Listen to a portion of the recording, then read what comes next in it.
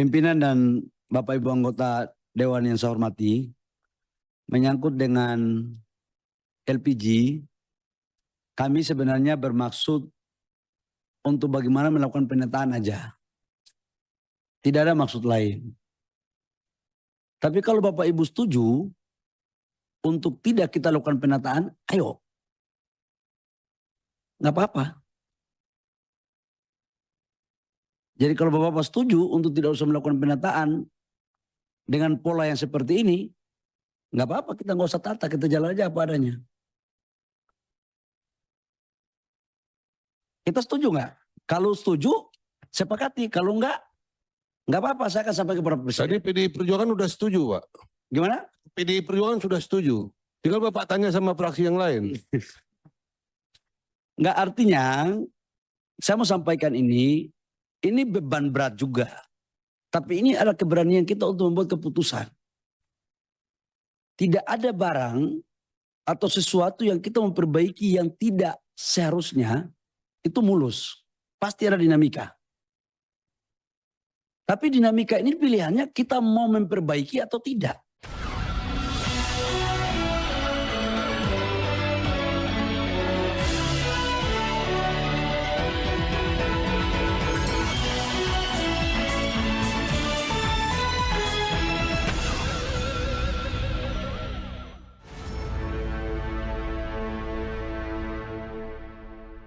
Assalamualaikum warahmatullahi wabarakatuh. Apa kabar? Kembali berjumpa dengan saya Hersbun Arif dari Forum News Network.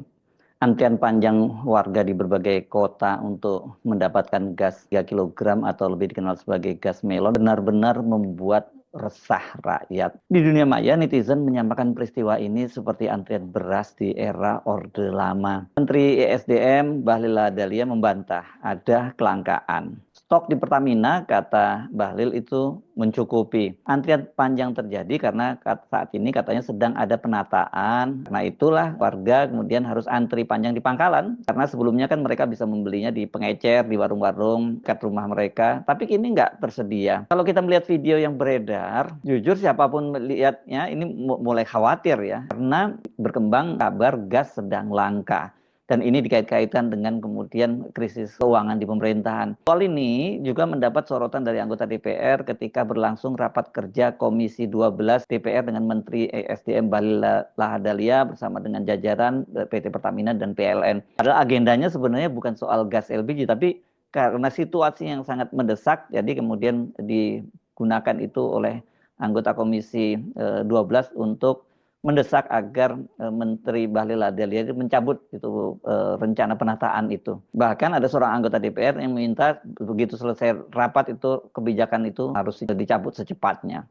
Baik Pak Menteri, bahwa sore hari ini kita sedang rapat, tapi sore hari ini juga kita sedang dipantau oleh masyarakat, khususnya rapat Komisi 12 hari ini, dapil wilayah saya Banten 3 dan khususnya beberapa wilayah Banten dan DKI Jakarta. Hari ini betul-betul sedang heboh persoalan masalah kelangkaan gas 3 kilo. Saya memohon dalam rapat pertemuan pada sore hari ini segera cabut, tarik dan sampaikan kepada Pertamina untuk menunda sementara untuk pemberian izin kepada pengecer itu nanti setelah sudah ada ketentuan yang baru. Sekarang ini hilangkan dulu Pak Menteri. Karena ini gaduh, sekarang di bawah gaduh. Jadi pengecer dibiarkan dulu untuk memberikan suplai kepada masyarakat saat ini. Karena situasinya sedang rawan di masyarakat. Terutama beredarnya melon 3 kilo pink, yang warna pink ini. Jadi ini pink perang sama kuning ini. Nah ini ya kan, nah, ini pink perang sama kuning. Ya, jangan sampai kalah kuning, nggak boleh kuning kalah. Nah tolong Pak Menteri ini jadi pink, ini pink yang beredar. Jadi mohon Pak Menteri ini segera hari ini juga selesai rapat, mohon kiranya apa yang terjadi di masyarakat hari ini kita selesaikan hari ini. Ikan sepat, ikan gabus. Biar cepat asal bagus, Pak Menteri. Merespon desakan anggota DPR Komisi 12 itu Bahlil balik menantang. Apakah Komisi 12 menginginkan agar penjualan gas melon dikembalikan ke sistem semula, tidak perlu ada penataan? Soal ini sempat memanas ya karena kemudian sejumlah anggota DPR itu melakukan interupsi. Kami persilakan kepada Bapak Menteri untuk menjawab pointer-pointer untuk pendetailan akan dijawab secara tertulis. Setuju ya? Silakan kepada Pak Menteri. Pimpinan, Baik, saya pimpinan. sebentar aja pimpinan. Nggak sampai 1 menit.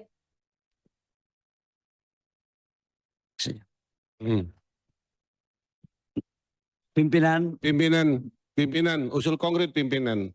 Sebaiknya nggak usah dijawab lagi. Kita masuk pada draft kesimpulan aja kalau memang ada kesimpulan. enggak, pimpinan, saya harus Ya. jelaskan dulu menyangkut dengan LPG Ya. supaya tidak ini. Biar ini jelas, kita persilakan kepada Pak Menteri. Nanti yang lain-lain kita bisa bicarakan setelah ini. Baik, pimpinan dan Bapak Ibu anggota Dewan yang saya hormati, menyangkut dengan LPG, kami sebenarnya bermaksud untuk bagaimana melakukan penataan aja. Tidak ada maksud lain. Tapi kalau Bapak Ibu setuju untuk tidak kita lakukan penataan, ayo. Nggak apa-apa. Jadi kalau Bapak-Bapak setuju untuk tidak usah melakukan penataan dengan pola yang seperti ini, nggak apa-apa, kita nggak usah tata, kita jalan aja apa adanya. Kita setuju nggak? Kalau setuju, sepakati. Kalau nggak apa-apa, saya akan sampai kepada Presiden. Tadi PDI Perjuangan sudah setuju, Pak. Gimana? PDI Perjuangan sudah setuju. Tinggal Bapak tanya sama fraksi yang lain. Nggak, artinya, saya mau sampaikan ini beban berat juga. Tapi ini adalah keberanian kita untuk membuat keputusan. Tidak ada barang atau sesuatu yang kita memperbaiki yang tidak seharusnya itu mulus. Pasti ada dinamika. Tapi dinamika ini pilihannya kita mau memperbaiki atau tidak. Risikonya ada. Dan yakinlah, insya Allah apa yang kita lakukan ini untuk kebaikan. Karena apa? Ini barang nggak ada yang langka, semua stok ada. Stok LPG untuk 3 bulan ke depan itu lengkap ada. Cuman distribusinya saja yang sekarang dari pengencer, saudara-saudara saya pengencer ini penting. Saya setuju sama teman-teman bahwa mereka ini juga butuh lapangan pekerjaan. Setuju saya. Saya pernah jadi pengusaha UMKM kok, pernah jual kue saya. Saya nggak pingin juga mereka itu susah. Tapi saya juga tidak pingin mereka di apa ya. Ya kira-kira ada unsur-unsur lain lah. Akibat mungkin juga mohon maaf mereka tidak teliti. Bapak Ibu kan sudah tahu bahwa terjadi oplosan banyak-banyak.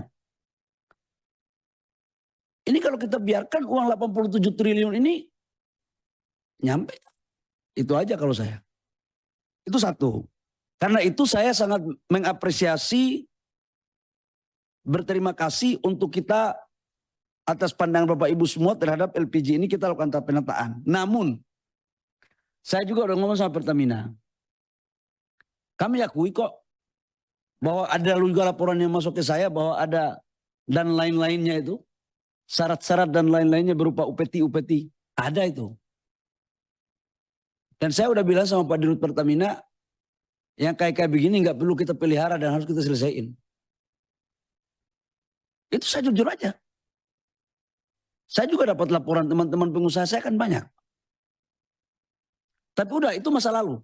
Kita mau menatap masa depan. Nah terkait dengan ini, menyangkut dengan pengencer, kita naikkan statusnya.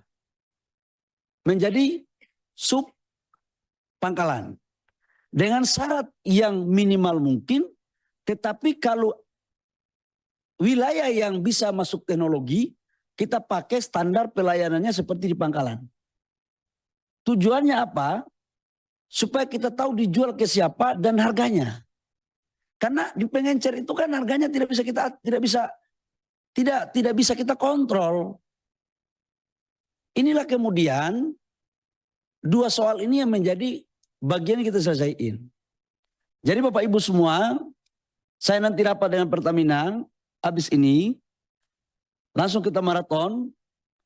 Kalau memang pengencer-pengencer yang sekarang udah bagus-bagus, udah kita kasih dulu izin sementara untuk naikkan dia sebagai sub pangkalan tanpa biaya.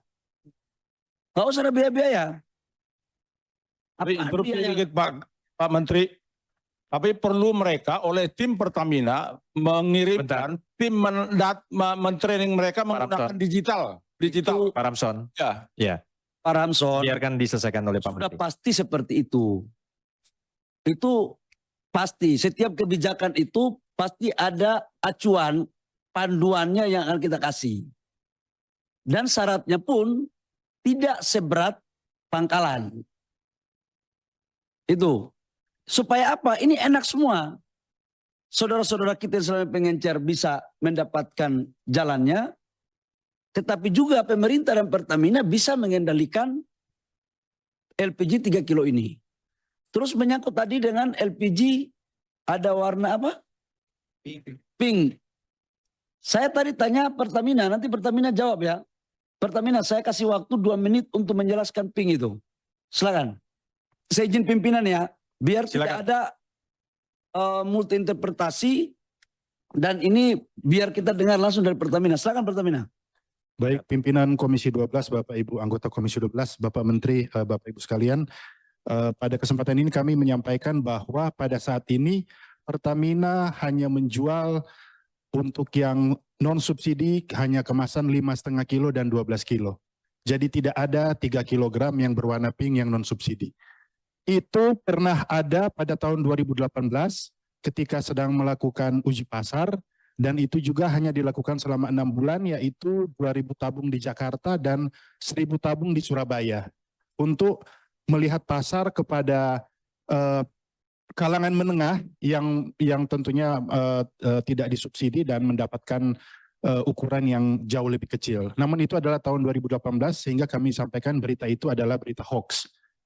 Yang kedua, Pak Menteri izin menambahkan juga, tentunya Pertamina adalah aset bangsa yang kita banggakan juga semua. Untuk itu, apabila ada kegiatan atau praktek-praktek yang berlangsung di Pertamina, yang tentunya mencari keuntungan dengan harus membayar dengan biaya-biaya tertentu, mohon untuk dilaporkan, akan kita sikat habis, Pak. Terima kasih. Ketua. Ya, Izin Ketua. ya silakan. Jadi ini terjadi subordinasi antara Kementerian SDM kan. Jadi saya pikir setiap Kementerian SDM juga harus dalam mengeluarkan kebijakan berkoordinasi juga dong dengan eksekutornya yaitu Pertamina. Pertamina kan penugasan. Ini anggaran subsidi ini melekat di SDM. Jadi ada hal-hal semacam ini. Jadi kasihan juga ntar Pertaminanya yang salah. Seolah-olah Pertamina yang merusak rantai pasok terhadap masyarakat. Jadi ini tolong Pak Menteri, bukan karena Pak Simon separtai dengan saya, tapi saya harus bela juga. Jangan juga kebijakan Menteri SDM tanpa koordinasi diberitahukan, sama kayak tadi kan. Ternyata Pertamina membantah kan. Terkait juga pengecer juga. Yang digebukin Pertamina kan. Di lapangan seolah-olah Pertamina yang salah. Kan ketika ada kelangkaan padahal ininya apa LPG-nya ada gitu loh. Jadi saya pikir ke depan ini Dirjen Migas baru tolonglah regulator dan eksekutor itu saling berkoordinasi gitu loh. Jangan jangan jalan masing-masing. Itulah butuhnya kita koordinasi antar sesama itu. Pimpinan, saya boleh lanjutkan dulu pimpinan? Ya, silakan Pak. Baik, itu sekedar penjelasan tambahan. Kami dengan Pertamina selalu koordinasi, nggak ada yang tidak dikoordinasikan. Semuanya berjalan baik, bahkan saya sama Pak Simon ini hampir tiap hari kita ngobrol. Pak Rifa itu dengan dirjen saya ngobrol terus, sampai saya mau kesini aja masih telepon Pak Rifa. Jadi Pak Bambang, insya Allah semua ini dalam kerangka yang baik.